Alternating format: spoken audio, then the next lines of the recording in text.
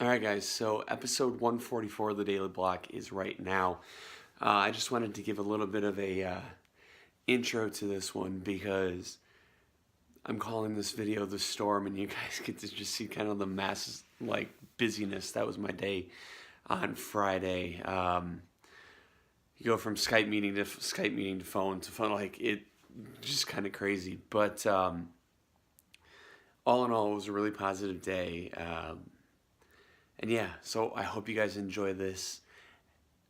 I just hope you guys enjoy. I figure I didn't need to have the video on if I didn't have to. Okay. All right, so as far as so you're doing web development, mobile app development. What's really exciting to you guys right now as far as the types of clients that you're working with, those types of situations? Like, what's really exciting to you guys right now?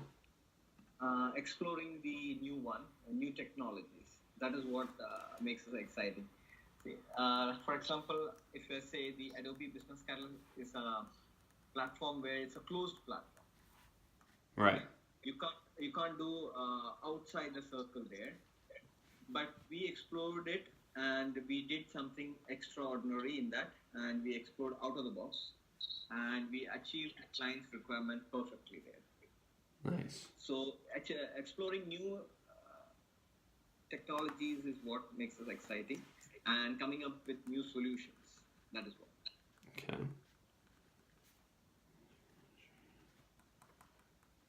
New solutions. Okay.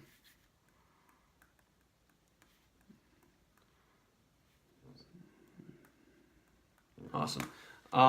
I mean, we're in a similar vein. Sujith, I know you said you checked out the Block Media website. Thank you for that, by the way.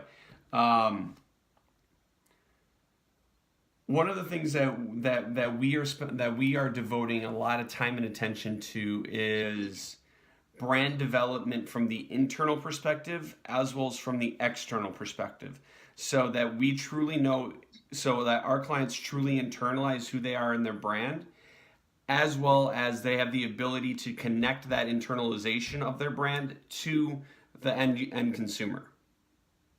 So it's a lot of development with the brand as far as figuring out who their customer base is, if it's a startup or if it's a pre-existing business, where's their sweet spot, for lack of a better term, and how can we come in and really accentuate that? For instance, we're talking with this individual. It's a personal brand right now, but he is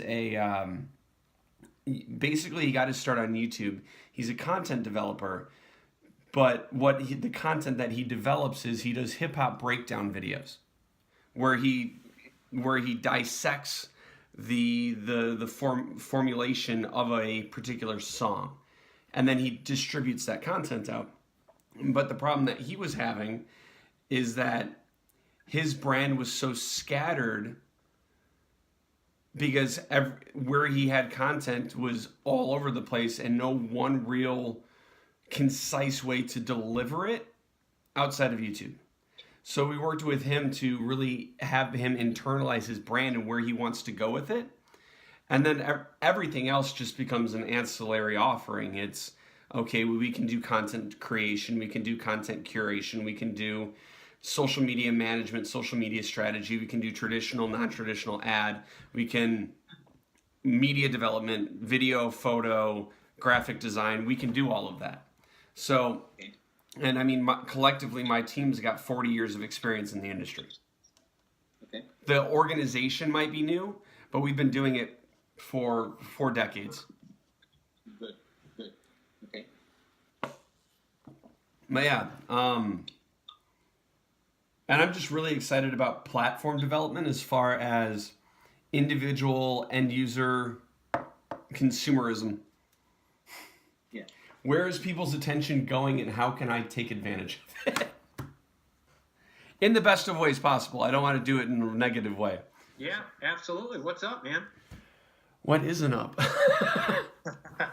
No, it's just it's busy between making the transition from the for-profit to the nonprofit on the label side, working on a lot of things internally inside of the nonprofit, from the top down right now, internal program project development. My team is working on grant applications, so that's fun. I think we've put out about 60K in grant applications this week.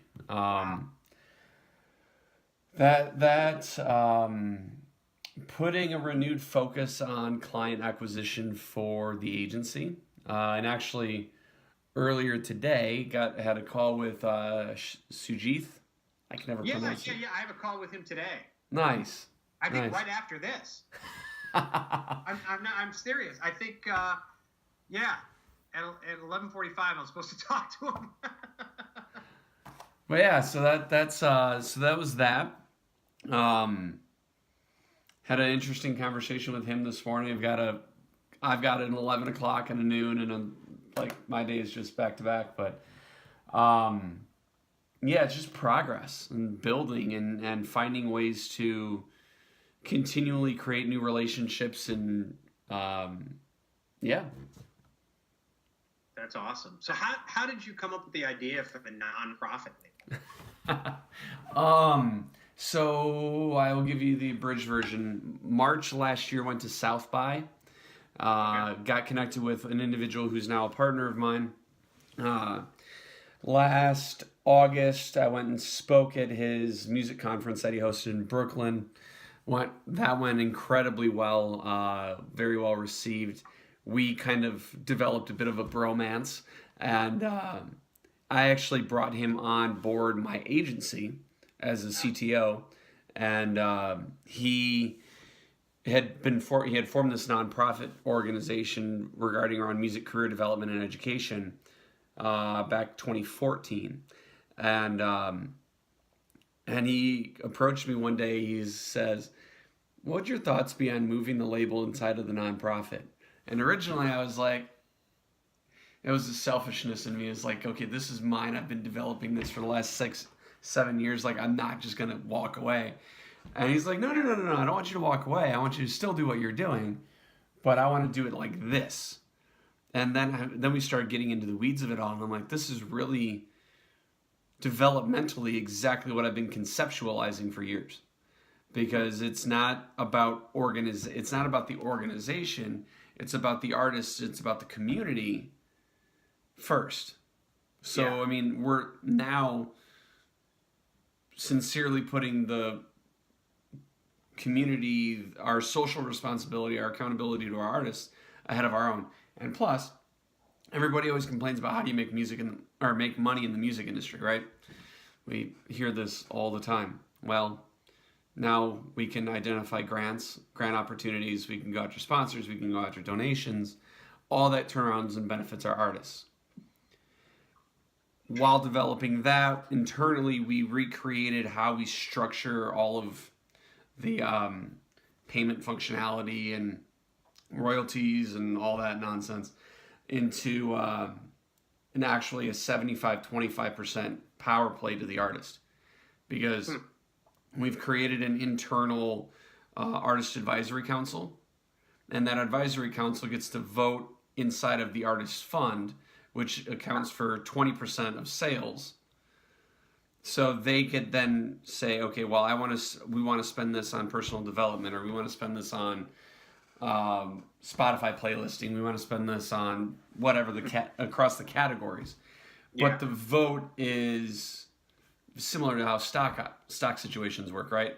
Your contribution to the plan to the pot is 80%, mine is 10, and let's say Sujit's is 10, right?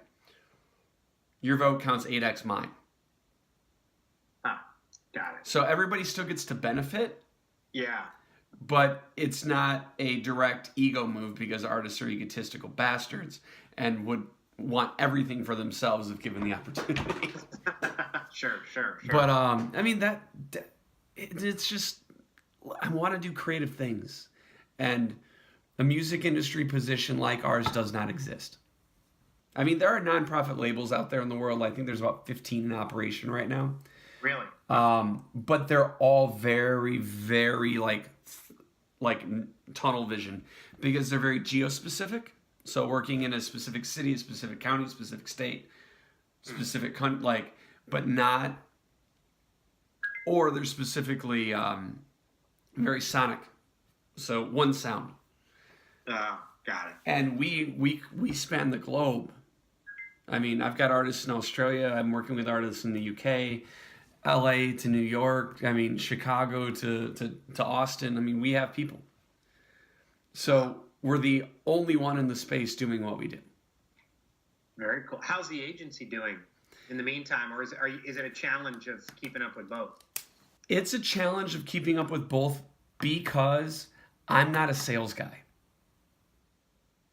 I can do sales and I'm a great relationship guy, Yeah. but I'm not the pit bull sales guy. Sure. Looking for the pit bull sales guy presently, but I mean, we have a lot of opportunity out there. In fact, that was one of the things that Sujith was talking to me about earlier.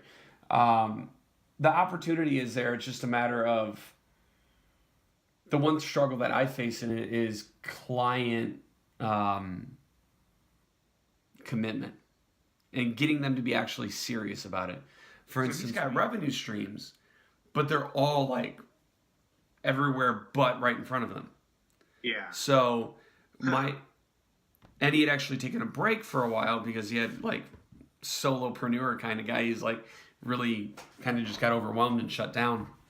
But the problem with him, like many others I've faced, is while I'm inspiring and I give a lot of my stuff away, when it comes to the, hey guys, let's do this, it gets lost. Interesting. So it's like, he's like, yeah, man, like you're my inspiration on coming back, because he actually came back a month earlier than he wanted to, theoretically because of me. Which I'm like, cool, I'll take the attaboy, but the attaboy doesn't get you to where you need to be. Yeah. So, yeah. Interesting. Yeah, it's like with the client I mentioned, and I've had this before. It's great. Our sessions are changing your mindset, and it's great that I'm providing motivation, but there's also a systematic approach to the program. Mm-hmm. And so changing your mindset is great, but if you don't do the hard work necessary, you're going to be demoted, you know. Right. It's like knowing your destination but not having a map. So, Yeah. Or a tour guide, you know. Yep. So what is that your biggest challenge?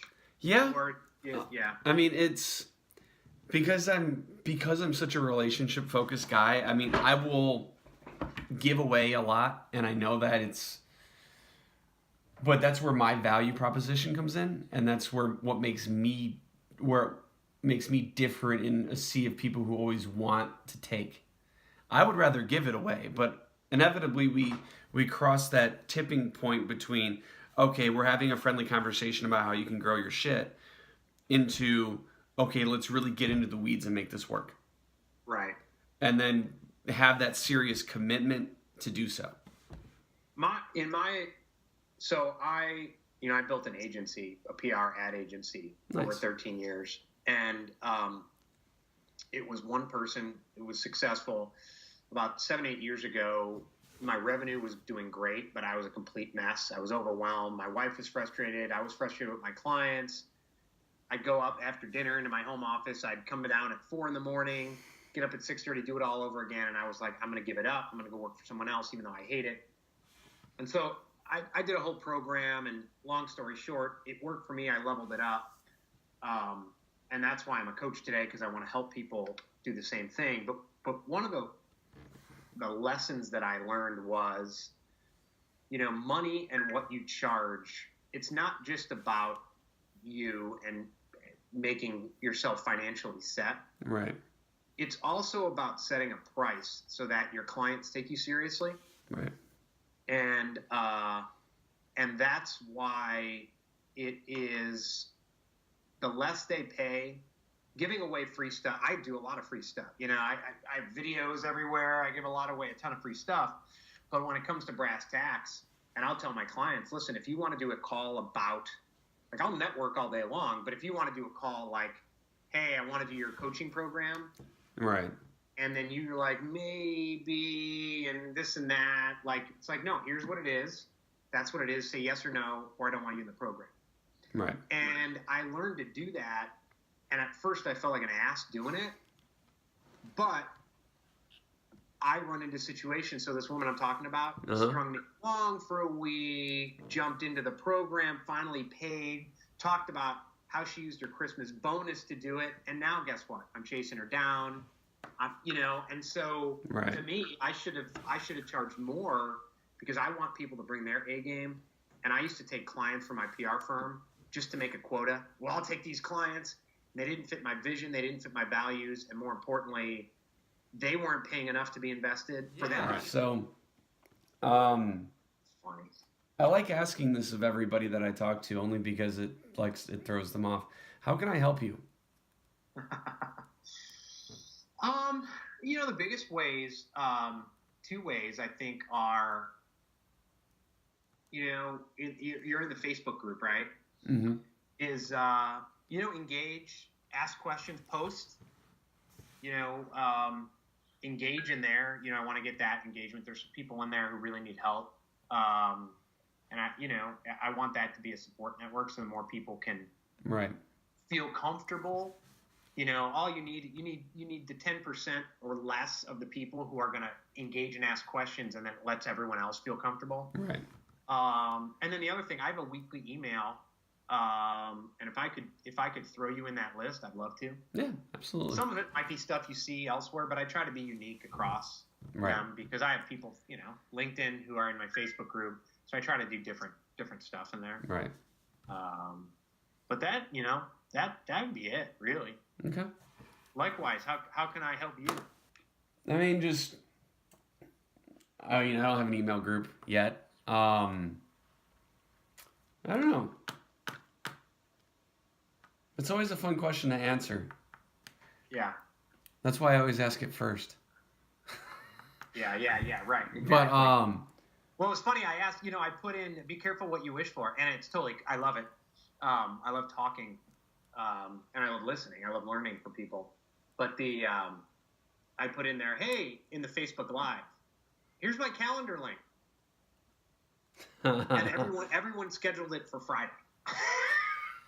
So I was like, all right, it's actually cool. I actually prefer that because it's like, I know I have a chunk. I have a block. Right. Of calls. It's kind of funny though. Sometimes you put something out there and no one takes advantage of it. Right. And I know. Sometimes you do, and it's like, oh, this is pretty cool. So. Yeah, I know.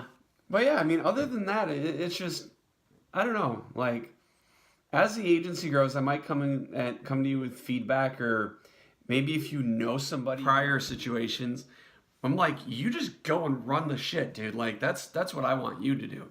I'll come in and help when I'm able. Like I can do a lot of stuff. I can do Facebook ads. In fact, I'm studying for Facebook Blueprint right now. I can create content. I can develop graphics. I can do video editing. I can do photography. I can do web development. I can do social. I can do all of these things because I've had to. Just like sales. I can do it. I don't like it. It's not my thing. Yeah. But because I'm focusing on relationship over money.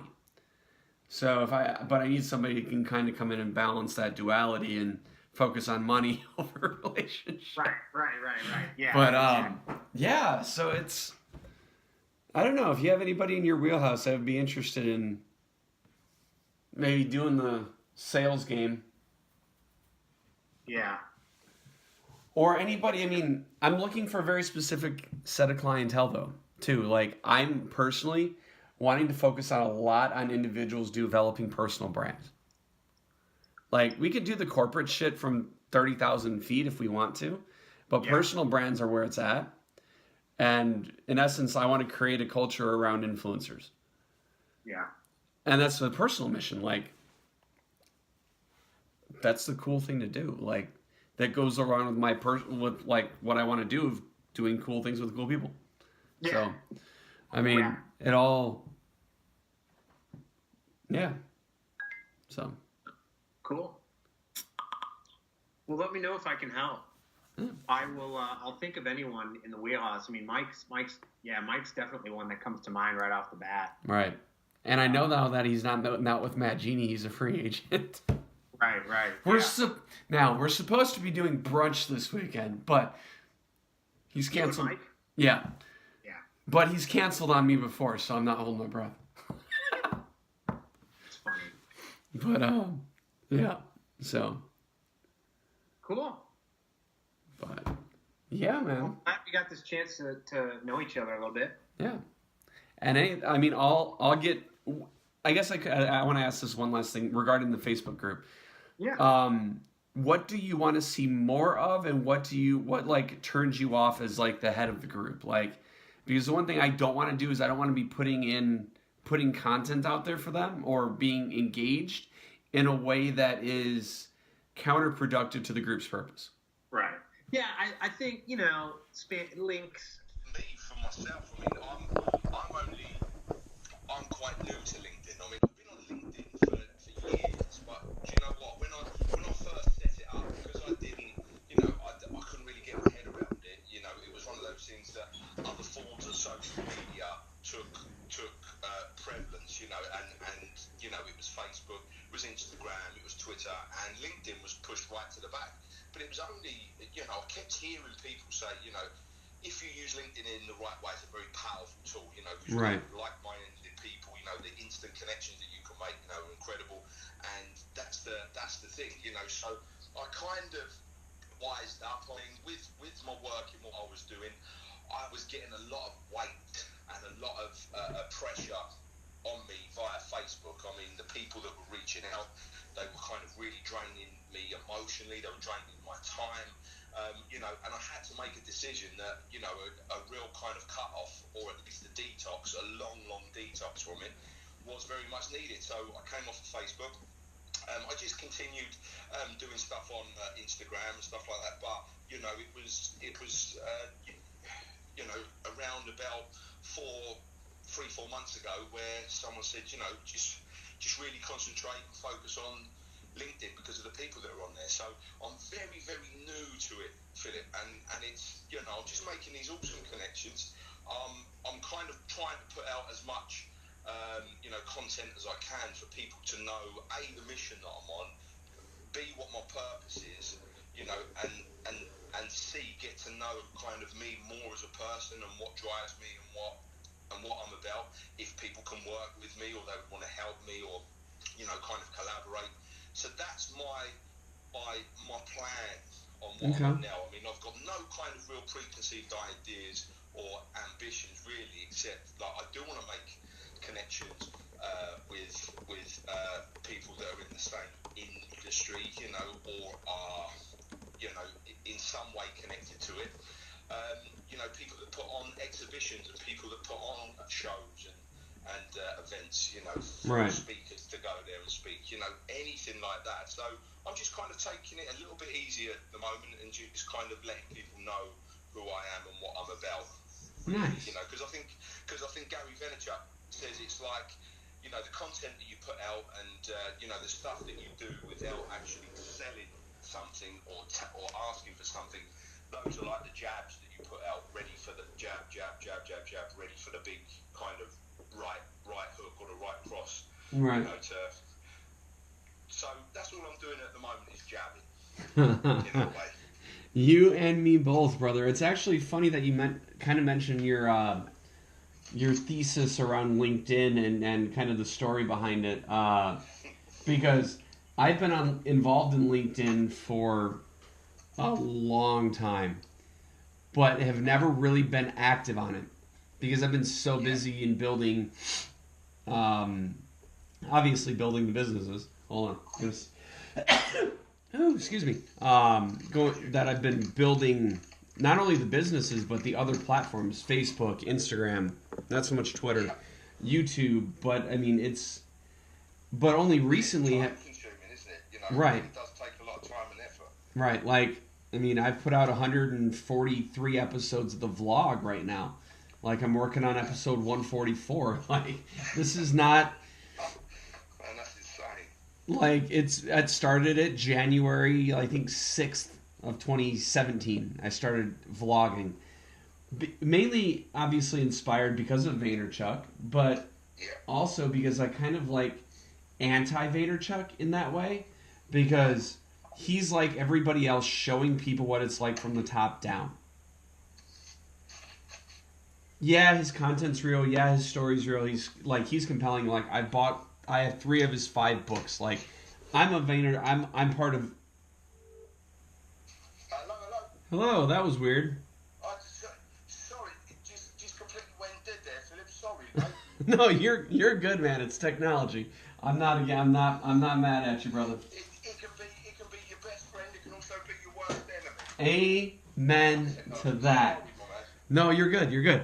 But no, so I've recently only been getting on LinkedIn myself because I've been using this app, and I'm not sure if it's available in the UK, but I think you should check it out if it is. It's called Shaper. S-H-A-P-R. Yeah. And I'm gonna have to keep this brief. I'm backed into another call, but like, No worries. yeah, Shaper, SHAPR. It's like, imagine LinkedIn's API with Tinder's UI. So like, all of the content that you would see in LinkedIn, but it functions like Tinder. It's really crazy. You gotta meet a lot of people there. That's actually how I met Mike Casavant, who you talked with recently. Right, gotcha. Yeah. So, yeah, man. Let me know how I can help you, brother. That's incredible. No, if I have like a little thing, because you know I'm kind of caught between a rock and a hard place of kind of wanting and needing help, but you know I don't want to kind of come out there and kind of get on people's nerves, but that's why I want to put out the content of showing people what I'm about first, Right. and to back up that I'm not just someone that's kind of laying about doing nothing and expecting something for nothing. I'm out there doing the do as well. So, but no, if I could have a little think about how we could kind of get some synergy going to kind of get this message out there of literally helping people. It's a massive massive part of who I am. Right. Massive part. Right. Awesome, man. Well, yeah, I want to set up another time to chat with you and maybe go a little bit deeper in our convo. Yeah. Absolutely. So let me know maybe what looks good for you early part of next week. Tuesdays are usually really good days for me to go and Tuesdays, yeah. get into these types of dialogues, because Monday I'm bouncing between my offices. Same thing with Wednesday, Thursday. So Tuesday, Fridays are usually good focus days for me, where I can do a lot of relationship development type stuff. So, but yeah, man, I want to help. Oh, that's incredible. I want to figure out how I can help in an effective way, and yeah. So. That's immense, Philip. Thank you ever so much, my man. And again, it's just apologies about earlier, but it's just nice to know that you're safe and sound. That it's not Much of the same, man. I'm glad you're safe and sound as well. He was worrying about each other, Yeah.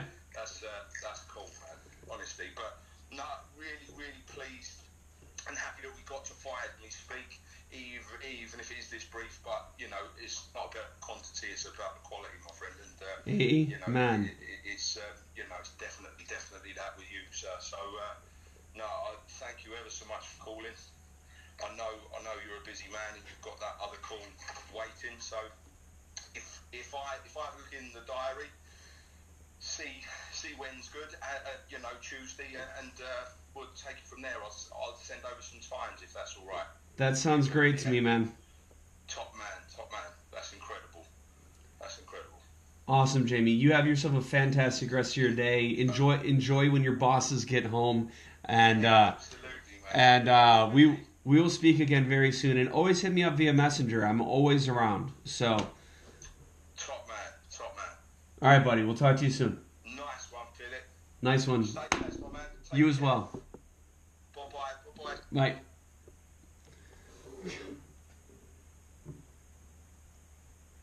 the day in the life, guys. Like, this is why I do what I do every fucking day. Every day. Every day. On to the next one. Ryan, Mr. Zemek, what's going on? how are you, mate? How's it going, buddy? It has been a crazy day. So get this. I've spoken with people in now 3 countries, 2 cities, 2 states, and I'm just getting started. Well, I've had a half an hour conference call with a guy in London on his way home at 4:00 in the afternoon in fucking traffic. I think we're having the same kind of day. I almost had to reschedule the call, but freed up things. I've been involved in a 10 o'clock meeting, which has been on and on. But anyway, mate, let me give you the heads up quickly because I know that we're both running. So the guys in the studio, they should be finishing up vocals next week. Awesome. We've got 8 tracks down. Then it's kind of mix time, and then the next gig is on the 3rd of March. I saw that. Do you guys want me down there for that? Is that the kind of the reschedule? What I'd like to do is let's try and get to the next sort of step and see what's what. So, I have no idea what a deal might even look like. Can you send me a boilerplate or some kind of a proposal or some kind of a thing that I can have a look at? I can discuss with the guys and see if there's any point in you coming down. Basically, let's get to that point. Yeah, I can do that. What I'll do is I will send over our agreement, kind of just boilerplated out. But the one thing that I want to convey is because now that the label is underneath the nonprofit, there's a lot of strategy that we want to develop. Because as we are a label and as we're going to be distributing content and looking at licensing and all that kind of stuff, we really want to develop their brand, their story, and get down to the details of what it's actually going to take for them to really grow the new brand. Because I know this is a relatively newer band for Richie. So while the document will be concise and offer a lot of insights as far as the process, I will also convey that we are going to be going deep and creating a 12 to 18 month, even 24 month strategy outlook with you and the guys. So around the areas of how do we want to look at booking? What does the distribution and marketing strategies and plans look like?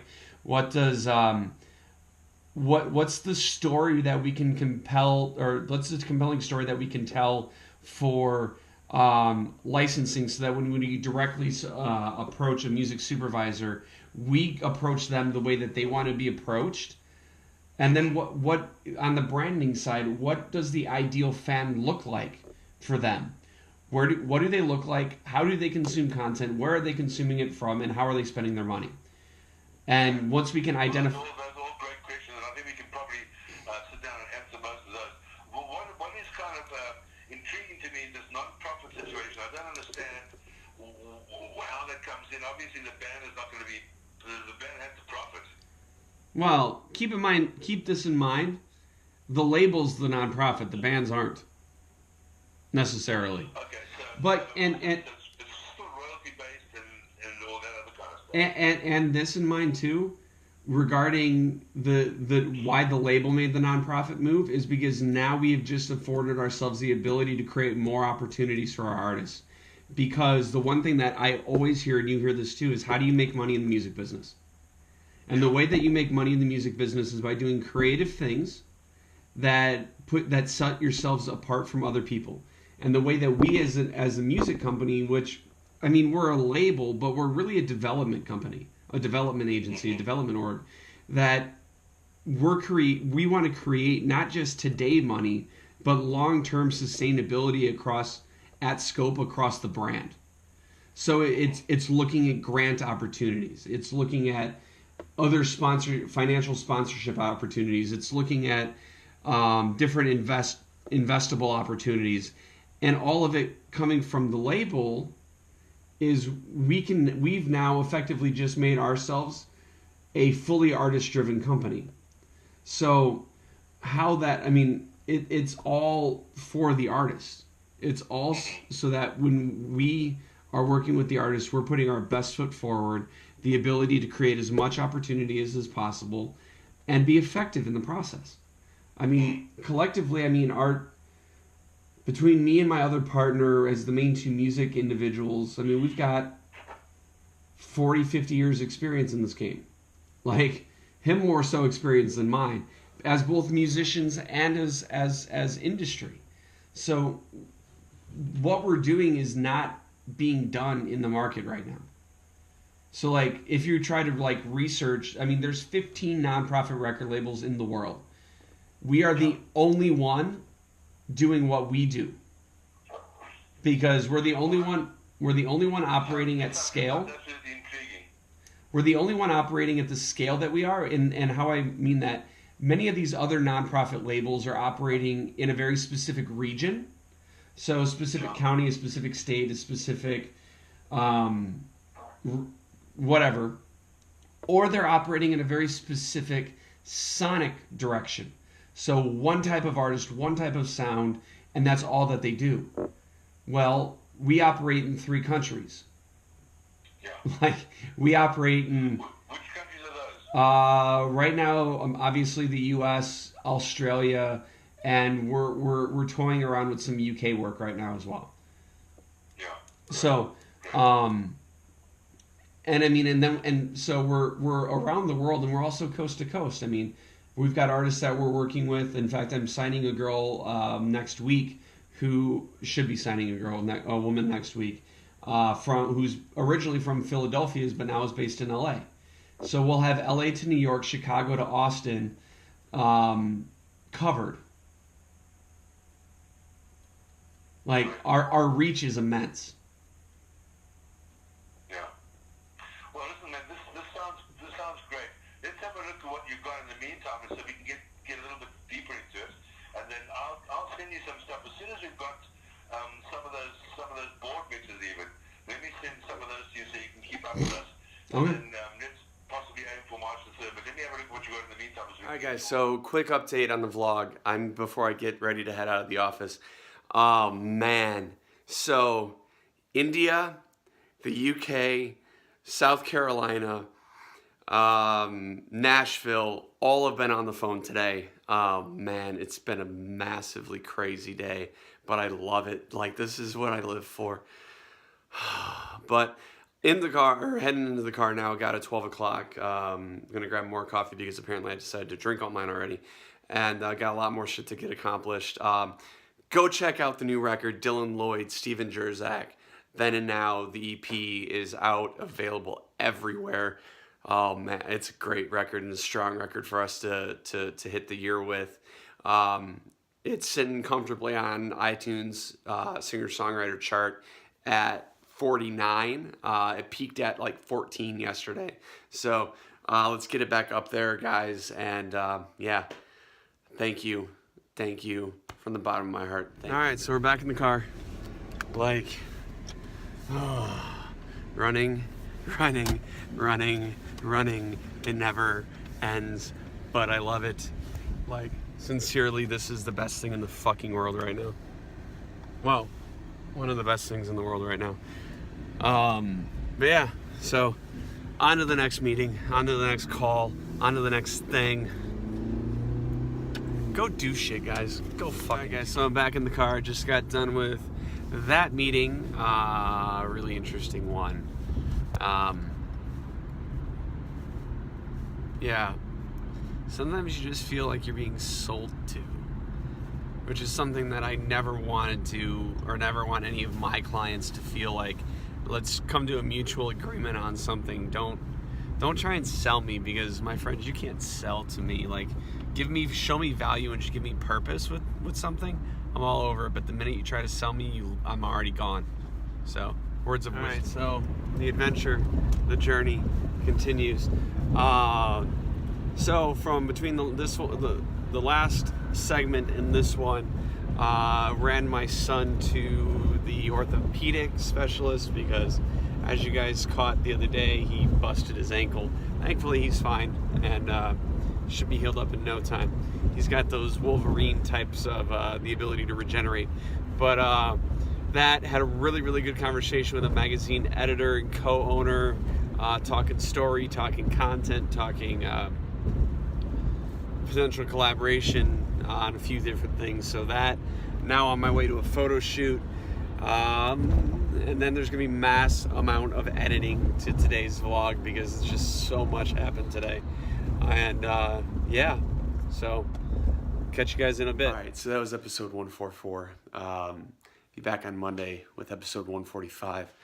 But in the meantime, as always, my friends, be happy, have fun, hustle hard, and I will see you in the next one.